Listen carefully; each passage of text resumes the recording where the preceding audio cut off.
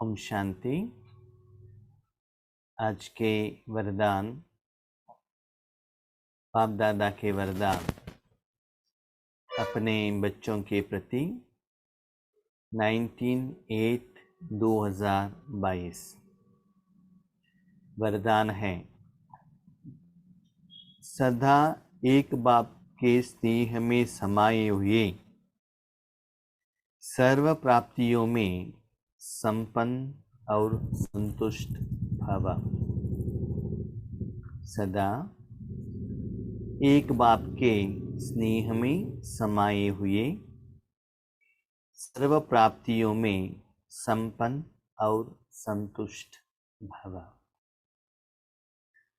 भगवान कहते हैं, आत्माएं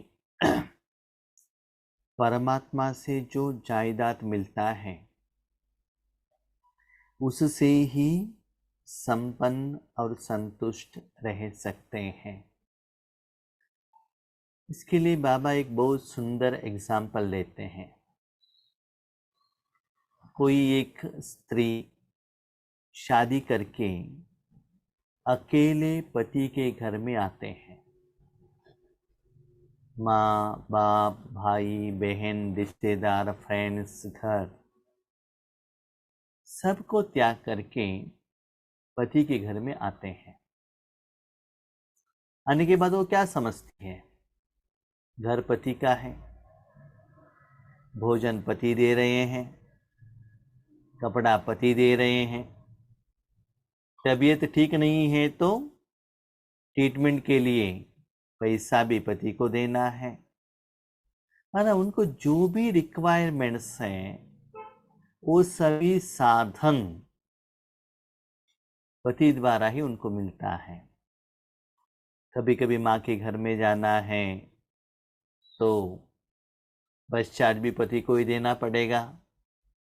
भागर में जो भी लेकर जाना है वो भी पति देना पड़ेगा। इसका मतलब शादी होने के बाद उस स्त्री को जो भी चाहिए वो पति ही देता है, और वह यही चाहती है जहां भी उनको जाना है, टूर के लिए जाना हो या शादी में जाना है या फ्रेंड्स के घर में जाना है, तो पति के साथ में ही जाना है, पति के कार में ही जाना है। कितना खुशी होता है कि मेरे पति ने कार लिया है, हम कार पर आ रहे हैं। इसका मतलब मैं अकेली हूं, लेकिन मेरे साथ आज जो कुछ भी मुझे मिल रहा है मेरे पति के द्वारा ही मिल रहा है। तो ऐसे लौकिक जिंदगी में हम अपने मन को सेट करते हैं। तो आज बाबा यही कह रहे हैं कि बच्चे, जब आप भगवान के बच्चे बन गए, आपको जो कुछ भी आज मिल रहा है ऐसे समझो कि भगवान दे रहा है। चाहे मन के लिए, चाहे तन के लिए, चाहे साधन के रूप में, चाहे खुशी के रूप में, सफलता के रूप में, जो कुछ भी मिल रहा है ऐसे समझो कि भगवान आपको दे रहा है। वास्तविकता तो ये है, जब आप शादी करने के बाद पति के घर में आते हैं, जो कुछ भी आपको मिलता है आपका कर्मों का हिसाब किताब के अनुसार मिलता है। लेकिन हम क्या सोचते हैं, मुझे किसने दिया? पति ने दिया। क्यों? एक दिन, क्योंकि लास्ट संडे के मुरली के आधार पर, क्योंकि अभी तो लौकिक जिंदगी में आप क्या चल रहा है कि लव मैरिज चल रहा है, कि जो भी स्त्री है, पुरुष है, उनका जो साथी है वही लोग सिलेक्शन करते हैं। तो आज भी ज्ञान मार्ग में भी आपके पास ऑप्शन है। एक तो देहधारियों को आप अपना साथी समझ सकते हो, परमात्मा को साथी मान सकते हो, परमात्मा के साथ रह सकते हो, या पैसे के साथ, नाम मान शान के साथ, अपने एजुकेशन के साथ, अपने क्वालिटी के साथ अब जिंदगी बिता सकते हो। ऐसे एक ऑप्शन भी है कि भगवान मेरा है, लौकिक में भी देख लीजिए, मुझे पति का जरूरत नहीं है, मुझे मेरे पास तो एजुकेशन है, जॉब है, हम जिंदगी चलाएंगे ना। तो ऐसे अलग अलग लोग अलग अलग के ऊपर डिपेंड होकर अपने जिंदगी को बिता रहे हैं। लेकिन भगवान हमको एक नया तरीका बता रहे हैं, बच्चे ऐसा भी एक विधि है कि भगवान को भी आप अपना बना के जिंदगी को लीड कर सकते हो। लेकिन बाबा ने और एक बात यहां सुंदर बात कही, बच्चे देखो, जब आप शादी करके पति के घर में आते हो तो पति को बड़े मानते हो, पति जो कहते हैं वो आपको करना पड़ेगा। किसी को कुछ देना है, पति को पूछकर देना पड़ेगा, माना जो नियम है, अभी तो चेंज हो गया है, वो बात अलग है। जो हिंदू में संप्रदाय में जो रूल चलता है, जब हम छोटेपन से जो चलता था, हमारे घर में जो चलता था, माना इसमें क्या होता है, दो रिलेशन में कोई बड़ा रहता है, कोई छोटा रहता है। लेकिन वो सर्वशक्तिवान भगवान ने आपको ऐसे रिलेशनशिप में लेकर आ गए हैं, बच्चे देखो, बाप के स्नेह में समाये हुए। माना मेरा और आपका जो रिलेशन है वो फ्रेंड के रूप में है। मैं भी फ्रेंड हूं, आप भी फ्रेंड हो। लेकिन एक सीक्रेट बाबा ने यहां बताई, क्या बताई? जो बच्चे सुबह से मैंने जो श्रीमत नियम दिया है उसके अनुसार अपने जीवन भगवान के हाथ में देते हैं, भगवान को यूज करने के लिए फुल परमिशन देते हैं, तो भगवान भी उन बच्चों को इतना परमिशन देता है, भगवान में जो विशेषता है, गुण है, जायदाद है, भगवान को पूछे बिना भी वो उठा के खुद के लिए भी यूज कर सकते हैं, और किसी को दान के रूप में भी जिनको चाहिए वो दे सकते हैं। फ्रेंड के रूप में पूछने का जरूरत नहीं है।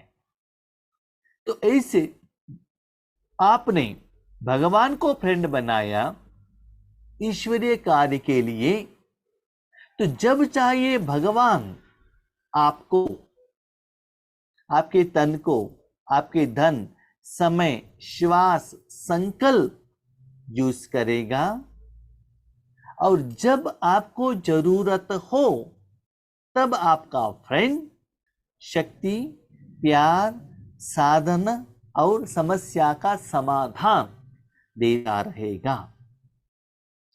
जब वो मिल जाता है, आपको ऐसे ही लगता है भगवान द्वारा आपको सर्व प्राप्तियां मिली है। सर्व माना वो आत्मा का कनेक्टेड हो, सूक्ष्म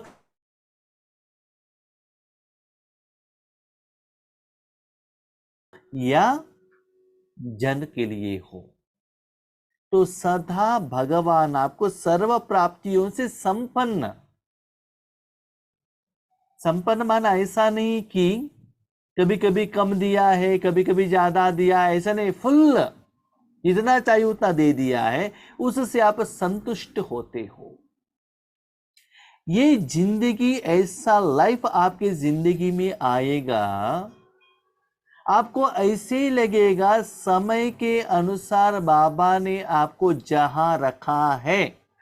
आपका प्लान कुछ और ही हो सकता है, आपका चिंतन कुछ और ही हो सकता है, आपका चिंता कुछ और ही हो सकता है, लेकिन आपका बेस्ट फ्रेंड आपको ऐसे जगह पर, सेफ जगह पर रखेगा, वो जगह, वो कर्म, वो पुरुषार्थ, वो सेवा में आप इतना संतुष्ट रहेंगे, इतना संपन्न बन जाएंगे। लेकिन ये स्थिति आने के लिए आपके पास अनुभव रहना चाहिए। कभी कभी हमारी जिंदगी में भी ईश्वरीय सेवा में भी हम सोचते हैं बाबा ऐसा एक सेवा हो, जैसे कि फॉर एग्जाम्पल कल मुझे कुछ सेवा के लिए जाना था, कल सुबह 3 दिन के लिए, तो लास्ट मोमेंट्स 1-2 दिन पहले वो प्रोग्राम कैंसिल हो गया। क्यों हुआ सोचने का जरूरत नहीं है। जहां भी बाबा रखना चाहता है अच्छा काम के लिए रखता है, ठीक है। ऐसे ही बाबा क्या कहते हैं, बच्चे स्नेह के रूप में आपके द्वारा क्या सेवा मैं लेना चाहता हूं, और लौकिक के रूप में भी जहां आपको सेफ्टी का जगह है वहां ही मैं आपको रखता हूं। इसलिए आपको क्यों, क्या, कैसे आपको सोचने का जरूरत नहीं रहता है। इसीलिए मैंने जहां भी आपको रखा है स्नेह में समाये हुए रहो, है ना। कभी कभी ये जो लवर्स रहते हैं ना, भले माँ के घर में है, कहाँ भी है, अपने लवर से बात करते ही रहते हैं। अभी क्वेश्चन, भाई जी आप लवर्स के बारे में क्यों कह रहे हो? क्योंकि ये हफ्ते सभी बाबा का वही है, वेलेंटाइंस डे के आधार पर ही मुरली है और वही चल रहा है। इसीलिए आज बाबा कहते हैं बच्चे देखो, आज मैं सारे विश्व को, कृष्ण जयंती चल रहा है, उन भक्त लोगों आत्माओं को शक्ति दे रहा हूं। ट्रैफिक कंट्रोल आने के बाद आज नुमा शाम योग में हमने डिस्कशन किया था कि बाबा श्री कृष्ण जन्माष्टमी के बारे में कुछ कहेंगे, लेकिन मैंने 3 बार वरदान पढ़ लिया, फिर भी special in particular connected to Shri Krishna Janmashtami नहीं आया, कुछ मुझे समझ में नहीं आया।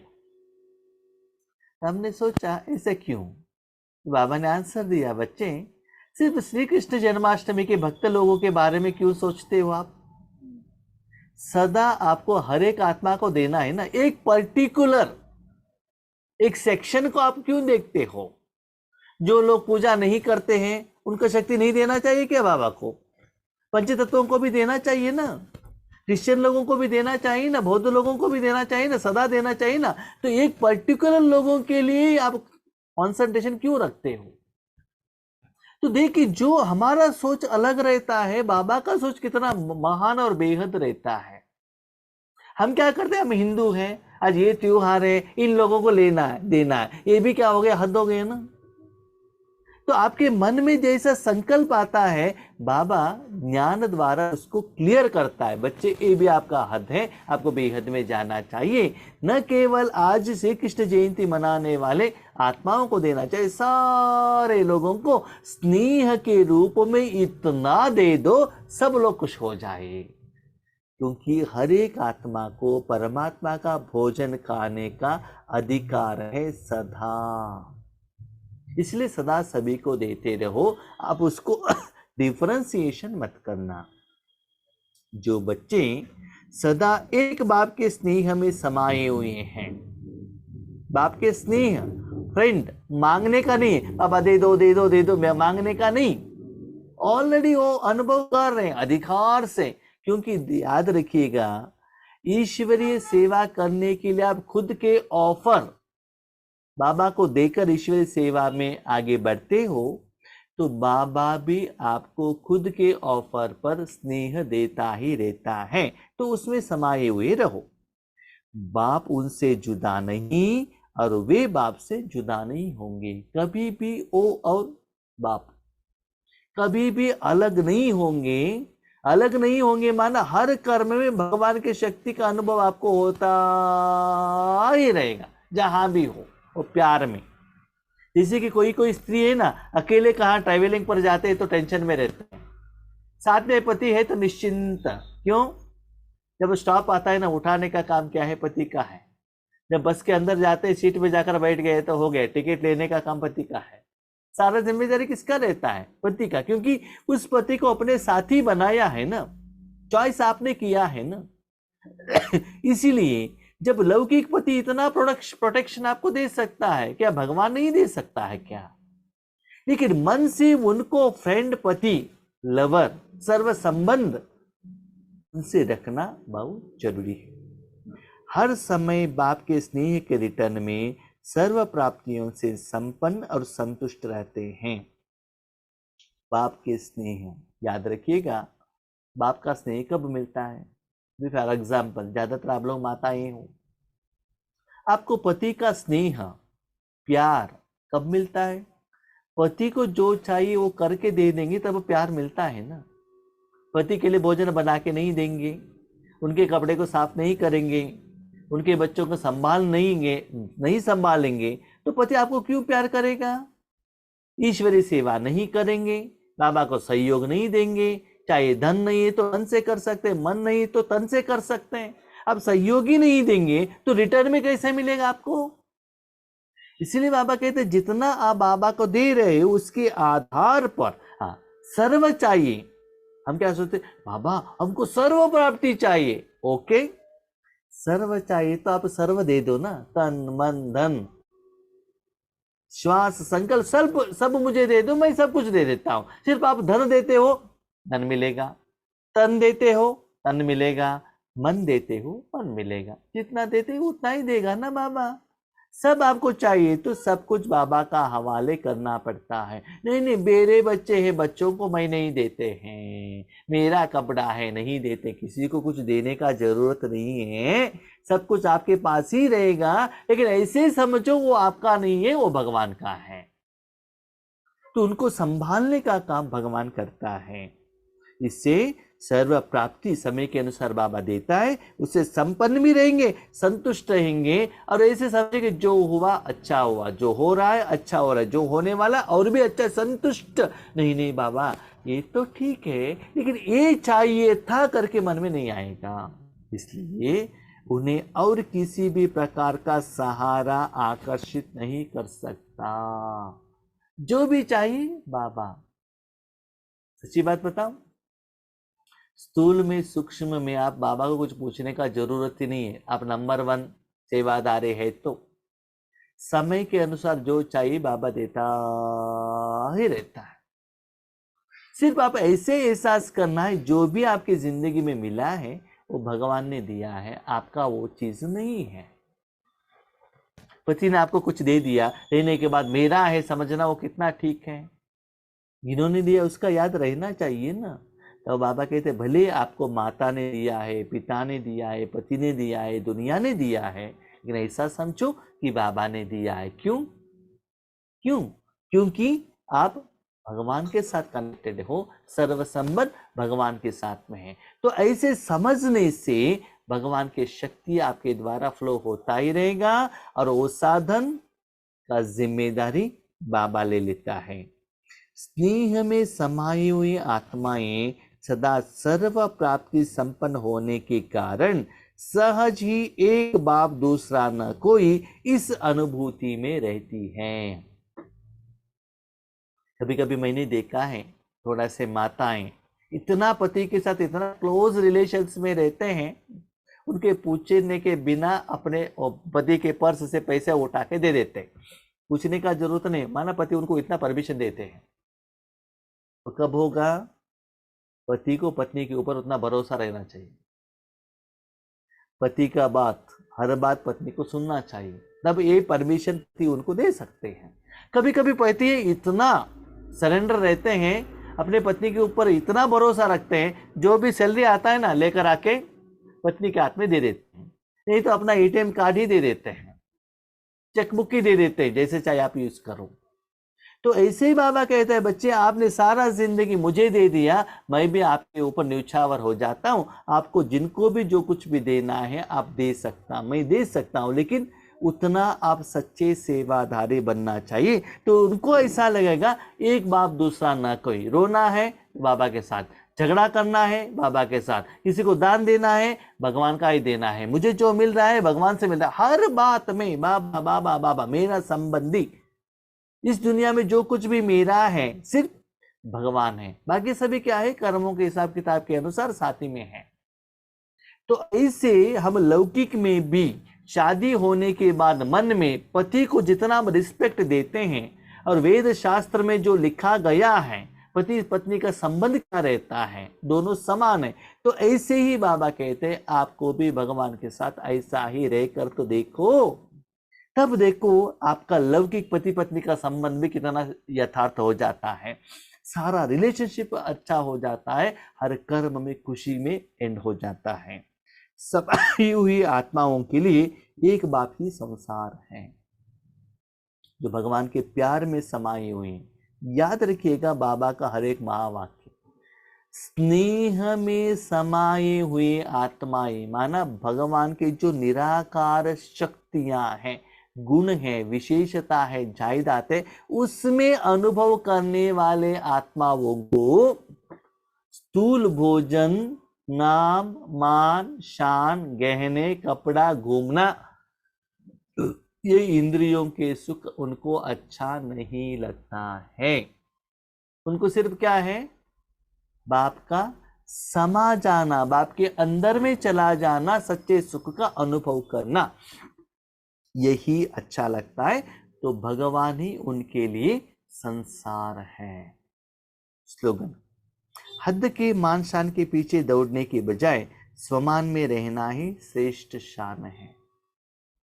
हद में पैसे कमाना, अच्छे पोस्ट पर जाना, लोग मुझे रिस्पेक्ट देना चाहिए, ऐसे हम क्या करते हैं, नाम मान शान के पीछे भागते हैं।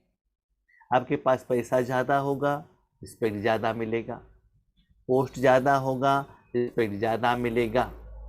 हाँ, कोई अच्छे आपका परिवार वाले, माना आपका बेटा अच्छा एजुकेशन किया तो उससे आपको शान मिलता है, रिस्पेक्ट मिलता है, इसे हम सोचते हैं।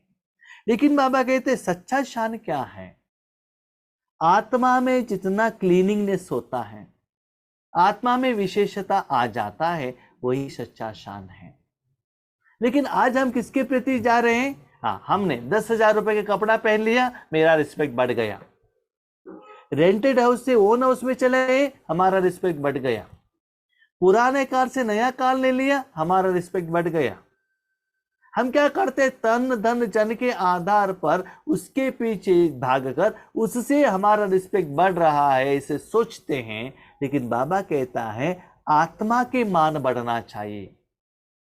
शरीर का मान कब बढ़ेगा? अच्छा कपड़ा पहनाने से, अच्छे घर में रहने से, अच्छा भोजन खिलाने से शरीर का मान बढ़ेगा ना।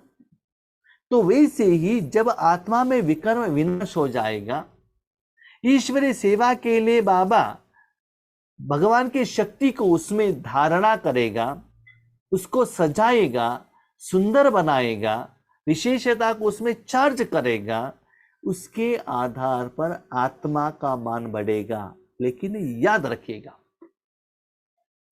आपने कार लिया, कार के अंदर बैठे हैं, कितना समय आप अनुभव कर सकते हो, लेकिन ज्यादा आपका कार लोग देखते हैं। कपड़े पहन लिया, आईने के आगे कितना समय देखेंगे? 5 मिनट, बाकी समय लोग देखेंगे। लेकिन स्वमान में, आत्मा में कितना खुशियां हैं, कितना शांति है, संपन्नता है, संतुष्टता है, उसमें से कितना कचरा क्लीन हुआ है, सिर्फ आपको ही पता चलता है, दूसरा बाप को पता चलता है, तीसरों को पता नहीं चलता है। मैं आपको एक प्रैक्टिकल एग्जाम्पल कहता हूं, मेरा एग्जाम्पल। आज मुझे ईश्वरीय यज्ञ से, बाबा के साथ, ईश्वरीय परिवार वालों से, लौकिक वालों से रिस्पेक्ट मिल रहा है, चाहे कपड़ा के रूप में, ब्रह्मा भोजन के रूप में, गिफ्ट के रूप में, या मन से रिस्पेक्ट जो मिलता है, मुझे 100% मालूम है ये भगवान का देन है।